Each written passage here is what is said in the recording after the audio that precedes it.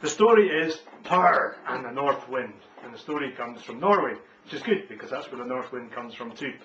And the story starts with Purr being sent out by his mother to go to the barn to get some flour. To make bannocks, or cakes, or anything really. All of them need flour. So Purr got a great big bowl and went out to the barn. Went into the big bag of flour in the barn, filled up the bowl to the brim, he liked bannocks, and walked back out. But just as he was going past the corner of the barn, the North Wind came and blew all of his flour away, and it all went flying off, and Purr looked a bit disheartened. But he was a plucky boy, so he went back again to the barn, and he went to the bag of flour, and he filled up his bowl right to the brim, heaped up, and walked out. And this time when he came to the edge of the barn, he sort of snuck round it carefully.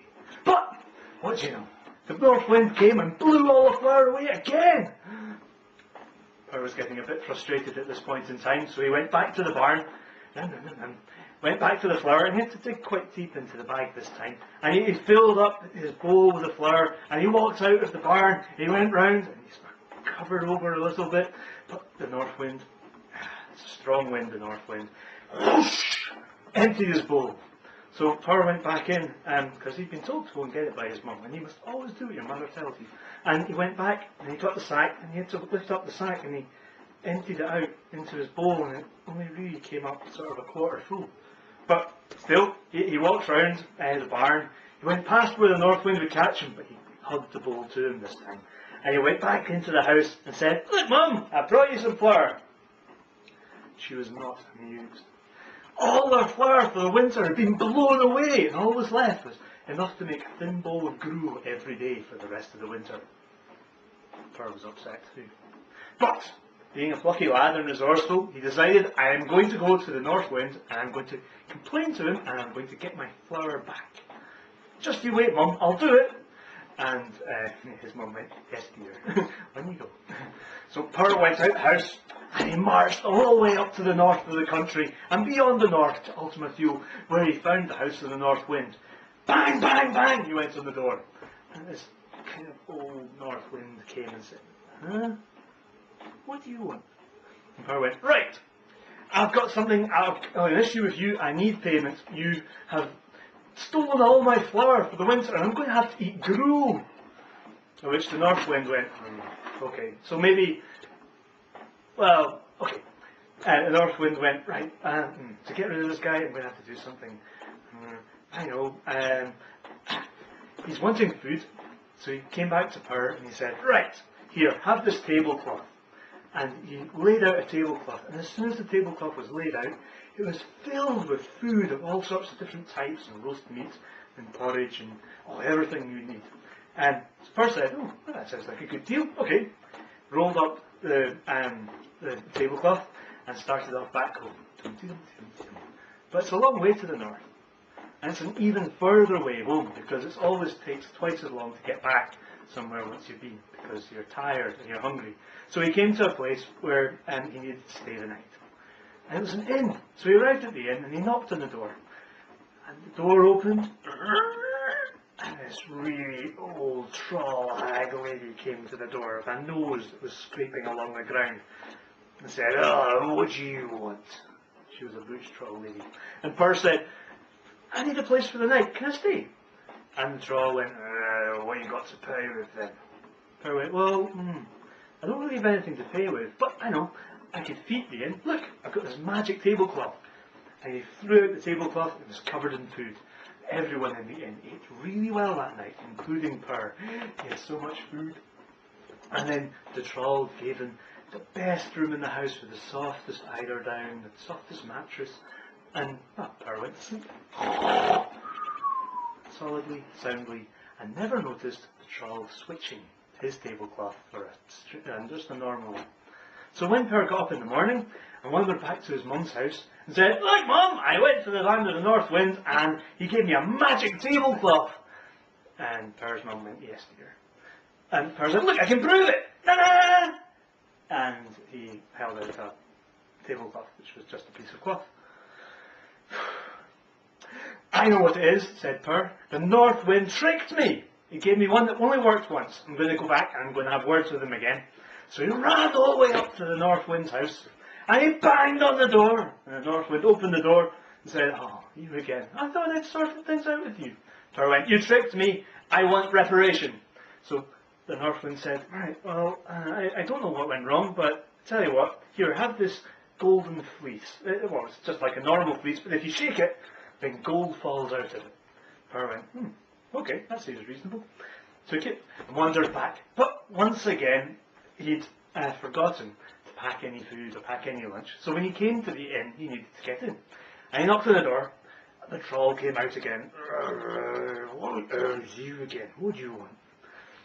And Purr said, "I need to stay the night." "Go on, let me stay the night." And the troll went, "What you got to pay out? Let you in for food last time, we got to pay out now."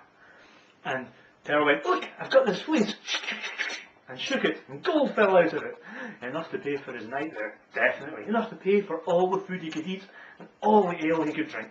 So, he ate and he drank, and he went up to the best room again, and lay down, went to sleep, and slept solidly and soundly, and didn't notice the troll switching his fleece for a normal fleece. So when he went back down to his mother's house and said, "Look, I went to the land of the North Wind, look what she gave me. It's a special magic fleece. If I shake it, I get gold out of it." His mum went, "Yes, dear." And Purr shook it, and nothing happened at all. "Right, I know what it is. It's that tricky North Wind. It cheated me 3 times out of my flower. It's cheated me again. So this time I'm going to make sure I get it sorted out right." And he ran all the way back up to the house of the North Wind, and he banged really hard on the door again. And the North Wind opened the door and said, "Oh, you, look, I'm sure what do I have to do to get you to go away?" And Purr went, "What you have to do is do right by me and give me something really useful instead of all the flowers you stole. None of these trick things that don't work." And the North Wind looked at Purr and thought, "Right, I can see that this man really needs to get right to the point of things." And the North Wind brought him a stick. He said, "Right, this stick, whenever you say stick, hit stick, then it'll hit whatever you point at. And whenever you say stop, stick, stop, it'll stop. How's that sound?" Purr went, "I can see a use for that. But I'll come back and use it on you if it doesn't work." Well, that wouldn't work either. But never mind. So he got the stick and he walked off down the road. And he was tired and he was hungry and he was cold. But he knew of an inn with a really nice bed. So he went into there. And he had some change this time. So money left over from the last time with the fleece. And so this time he didn't eat all that much. And he didn't drink all that much. And when he went to bed, well, he slept quite lightly. Nothing the deep sleep he did before. So when the evil troll crept up the stairs, stepped on my nose,